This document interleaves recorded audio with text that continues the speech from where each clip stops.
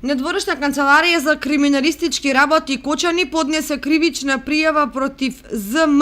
24 години од Кочани, управител на извоз-увоз Мат Планти Доел од Кочани за сторено продолжено кривично дело злоупотреба на службена положба и овластување. Пријавената велат од МВР во периодот од 2015 до 2016 година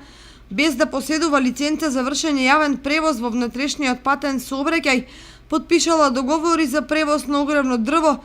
и во 516 наврати со 3 товарни возила извршила превоз на 3391 метар кубен просторно дрво на подрачјето на општина Кратово, Свети Николе, Пробиштип, Кочани и Лозово.